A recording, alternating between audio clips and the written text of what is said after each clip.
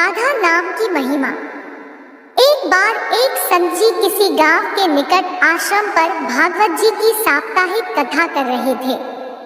तीसरे दिन के वृतांत में वह कथा करते हुए बताने लगे, अनेक प्रकार के लोग जो पाप कर्म करते हैं उन्हें अनेक प्रकार के नरकों में जाना पड़ता है, लेकिन एक उपाय है जिसके द्वारा नरकों में जाने से बचा जा सकता है। कोई एक बार सच्चे हृदय से राधा नाम पुकार ले तो वह नरकों में नहीं जाता है। एक सेठ जी जो रोज आकर सत्संग सुना करते थे, सत्संग समाप्ति के पश्चात वह संत जी के चरणों में आकर बड़े जोर से रोने लगे। संत जी ने कहा, अरे सेठ जी क्यों रोते हो? तुम्हारा मन उदास क्यों है?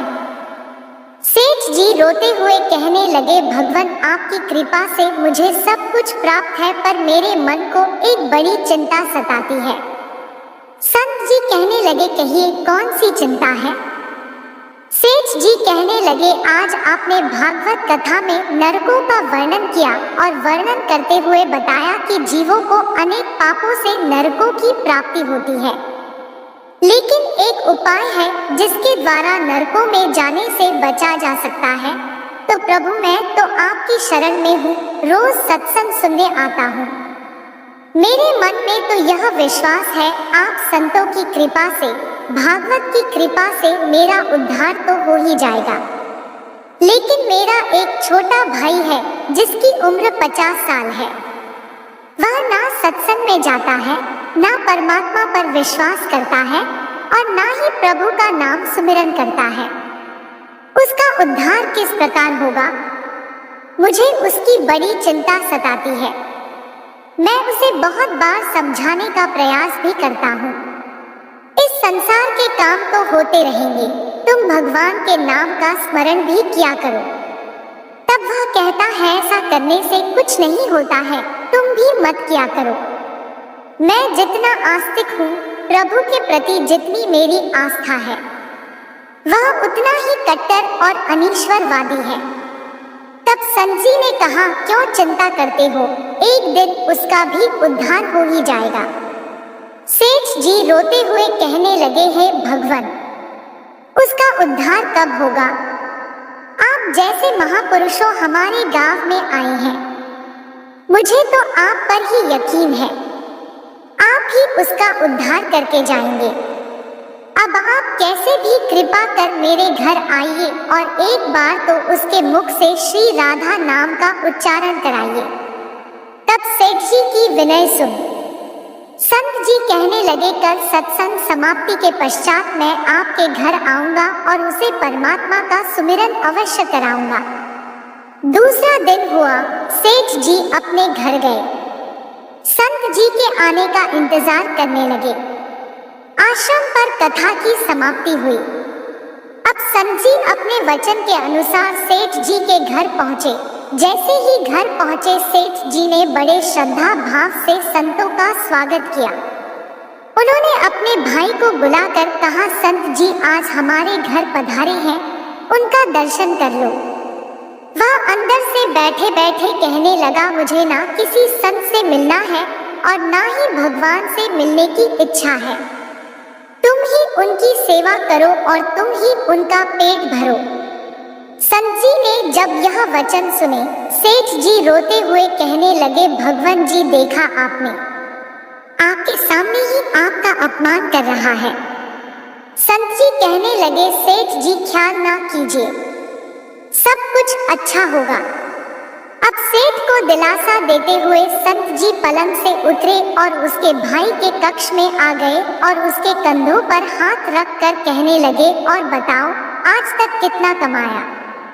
वह संत जी को इस प्रकार अपने नजदीक देखकर कहने लगा, अपना हाथ मेरे कंधों से हटाओ। मैं ना संतों को मानता हूँ, ना भगवान को मानता हूँ। लोग जितने आस्तिक होते हैं, मैं उतना ही कट्टर नास्तिक हूँ। मैं भगवान को नहीं मानने वाला हूँ। आप मेरे नजदीक क्यों आए हैं? संत जी कहने लगे, मैं तो अपना काम करने आया हूँ। संतों का काम होता है लोगों का उद्धार करना। आज तुम्हारे उद्धार का कार्य मिला है, तो अवश्य करके ही जाऊंगा। वह सेठ का भाई भी बड़ा कट्टर था। वह कहने लगा, आपको किसी का भी उद्धार करना है कर लीजिए, पर मेरा उद्धार आप नहीं कर सकते। मैं कुछ भी नहीं करने वाला हूँ। सेठ के भाई को देखकर संत जी मुस्कुराकर कहने लगे, एक बार राधे राधे बोल दो। वह सेठ जी का भाई कहने लगा, मैं कुछ नहीं बोलूंगा। संत जी ने फिर कहा, राधे राधे बोल दो। वह कहने लगा, नहीं कहूंगा। फिर संत जी ने कहा, राधे राधे बोलो। वह कहने लगा, मैंने कहा ना, मैं नहीं बोलूंगा। तब संत जी पुनः सेठ जी के पास आए और कहने लगे, अब आपने मेरे ऊपर यह जिम्मा सौंपा है, अब मैं जैसा करूंगा आप बीच में नहीं आना। आप सारे परिवार वाले बाहर जाकर बैठ जाओ, जब तक मैं आपको बुलाऊं नहीं, एक भी परिवार वाला इस कक्ष में ना आए। अब इस प्रकार सेठ जी अपने परिवार सहित बाहर आकर बैठ गए। अब कक्ष में सिर्फ संत जी और सेठ जी का भाई था। संत जी ने पुनः प्रेम से कहा, अरे भैया एक बार राधे राधे बोल दो। वह कहने लगा, मैंने आपसे मना किया ना, मैं नहीं कहता हूँ।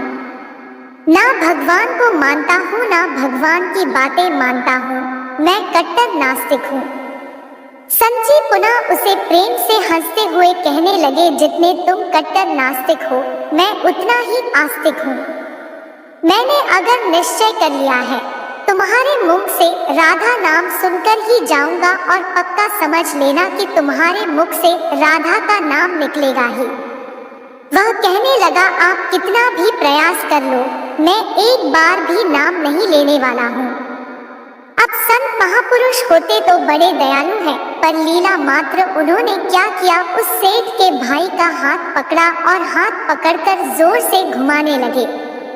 अब वह सेठ ठहरा 50 साल का, वृद्ध अवस्था थी, संत भी वृद्ध थे, पर संतों के अंदर भक्ति का तेज होता है। उन्होंने जोर से उसके भाई का हाथ घुमाया, मरोड़ दिया।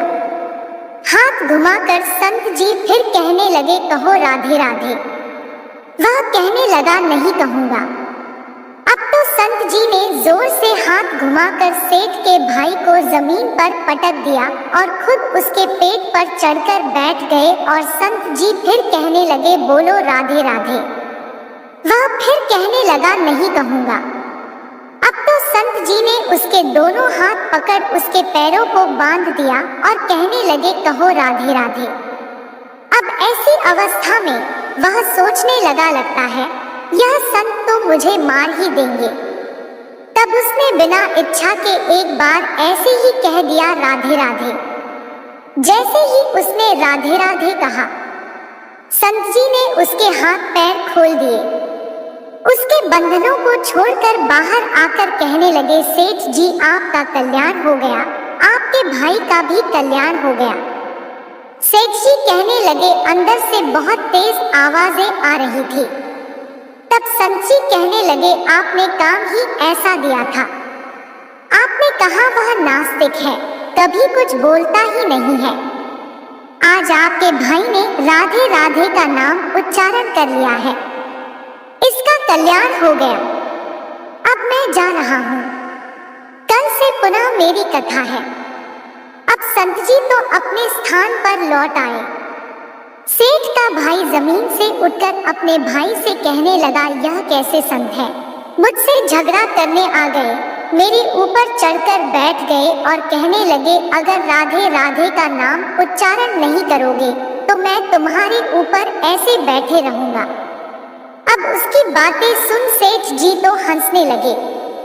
वह हंसते हुए मन से भगवान को धन्यवाद देते हुए कहने लगे, हे प्रभु, आपके संत भी बड़े दयालु हैं, खुद कष्ट सहकर भी लोगों का कल्याण करते हैं। समय व्यतीत होता गया, मुश्किल से 5-6 महीने गुजरे होंगे। अचानक एक दिन छोटे भाई का देहांत हो गया। शरीर समाप्ति के पश्चात आत्मा शरीर से अलग हो जाती है। वह आत्मा ही ऊपर यमराज के पास जाकर सारे हिसाब किताब देती है।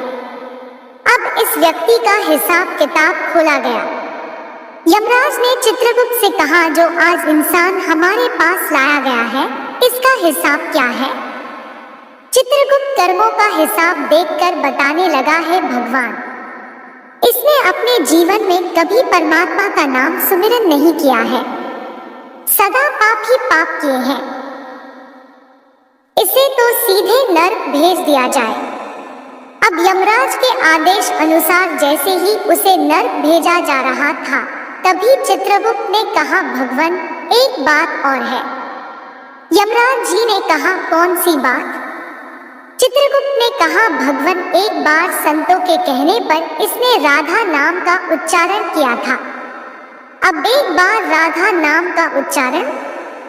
यमराज ने दूतों से कहा, थोड़ी देर रुक जाइए, इसका हिसाब किया जाएगा, इसके बाद ही इसे नर्क में भेजा जाएगा।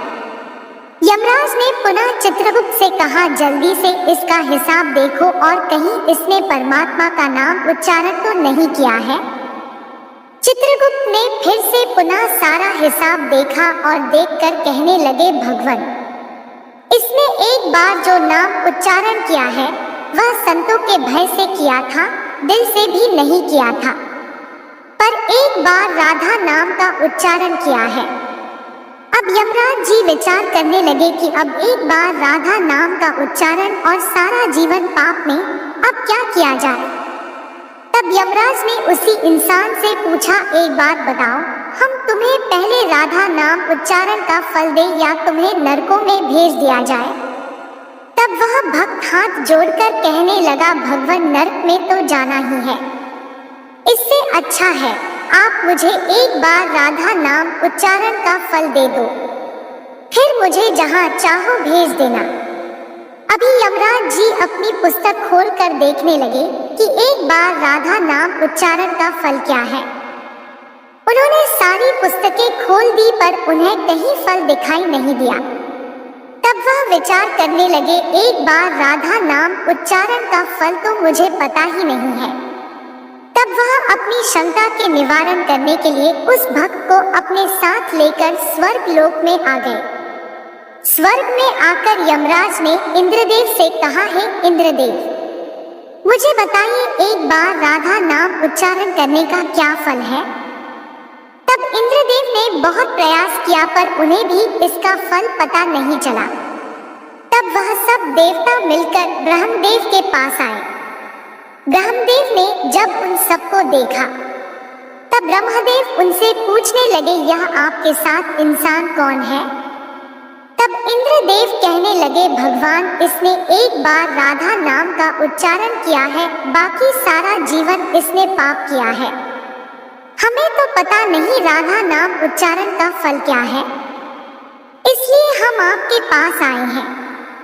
तब ब्रह्मा जी ने भी बड़ा प्रयास किया, राधा नाम उच्चारण का फल क्या है? अब उन्हें भी पता नहीं चला। तब वह ब्रह्मदेव कहने लगे, हम सब मिलकर इसे अपने साथ लेकर भगवान शंकर जी के पास चलते हैं। तब वह भगवान शंकर जी के पास पहुंचे। भगवान शंकर जी से प्रार्थना कर कहने लगे, हे महादेव, इस इंसान ने सारा जीवन पाप किया है, बस एक बार संतों के कहने पर राधा नाम का उच्चारण किया है। अब आप बताइए, एक बार राधा नाम उच्चारण का क्या फल मिलता है? तब महादेव जी ने बड़ा प्रयास किया पर वह भी राधा नाम की महिमा को बता नहीं सके। तब शंकर जी कहने लगे, अब हमें भगवान श्री कृष्ण के पास चलना पड़ेगा, क्योंकि वही राधा तत्व को जानते हैं। ऐसा सोचकर सब देवी देवता भगवान शंकर के साथ मिलकर उस इंसान की आत्मा को लेकर भगवान श्री कृष्ण के गोलोक धाम में पहुंचे। गोलोक धाम में भगवान श्री कृष्ण राधा जी के साथ अपने आसन पर विराजमान थे। भगवान श्री कृष्ण ने सब देवी देवताओं का सम्मान किया और उनसे पूछा, आज अचानक से आने का कारण क्या है? तब भगवान शंकर हाथ जोड़कर कहने लगे, हे भगवान, यह इंसान इसे धरती से लाया गया है। इसने अपने जीवन में अनेक पाप किए हैं, पर पर एक बार राधा नाम का उच्चारण किया था। यमराज जी पता न कर सके कि एक बार राधा नाम उच्चारण का फल क्या है। तब वह इसकी जानकारी लेने के लिए इसके साथ इंद्र जी के पास स्वर्ग में आए थे। फिर स्वर्ग से होते हुए ब्रह्मलोक आए। फिर ब्रह्मलोक से होते हुए यह मेरे पास पहुँचे। अब मैं इन सबको अपने साथ ले आपके पास लेकर आया हूँ। अब आप बताइए, एक बार राधा नाम उच्चारण का क्या फल हो सकता है। जब इस प्रकार बातें चल रही थी तब श्री कृष्ण के पास बैठी राधा रानी बड़े जोर से हंसने लगी। तब श्री कृष्ण ने कहा, हे राधिका, क्यों हंसती हो? तब राधिका कहने लगी, है भगवान, यह अभी तक राधा नाम का महत्व समझ नहीं सके हैं। तब भगवान शंकर जी कहने लगे, हे महारानी, राधिका के नाम का क्या असर है, आप हमें बताइए ना। तब राधिका जी कहने लगे, हे महादेव, आप खुद सोचिए, इस व्यक्ति ने एक बार राधा का नाम जपा। वह एक बार राधिका के नाम जपने से स्वर्ग लोक की सैर करके आया, ब्रह्मदेव का ब्रह्मलोक में दर्शन करके आया, आपके महादेव लोक में आपका इसने दर्शन किया है। आज एक बार उच्चारण के प्रभाव से यह आप सबको साथ लेकर हमारे गोलोक धाम में आया है, मेरे दर्शन और श्री कृष्ण का पूजन कर रहा है। इससे अधिक राधा नाम का और फल क्या हो सकता है। जब राधिका जी ने इस प्रकार एक बार राधा नाम का पूरा महत्व बताया तो यमराज कहने लगे, यह तो बड़ा अनंत फल है जो व्यक्ति नरकों में जाने वाला था। वह एक बार उच्चारण से सब लोगों की यात्रा कर भगवान श्री कृष्ण और राधा रानी के चरणों में उपस्थित हो गया है।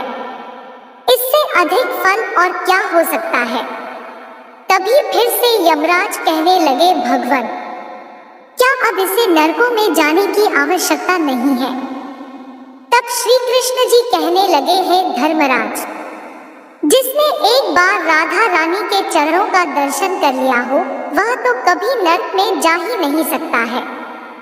तब वह भक्त जो वहां पर राधा रानी के दर्शन कर रहा था वह कहने लगा, है महारानी, मैंने तो संतों के भय में आकर आपका राधा नाम उच्चारण किया था, पर जो सच्चे हृदय से आपके नाम का उच्चारण करते हैं उन्हें तो जीवन में कोई भय होगा ही नहीं। वह तो नरकों की यात्रा में कभी निकलेंगे ही नहीं, वह तो सीधा आपके चरणों में ही समा जाएंगे। तो इतना महत्व है एक बार राधा नाम के उच्चारण का। तो सच्चे हृदय से जो एक बार इस प्रकार कह दे राधे राधे श्याम मिला दे तो राधा नाम का उच्चारण करते ही परमात्मा का साक्षात दर्शन हो जाता है।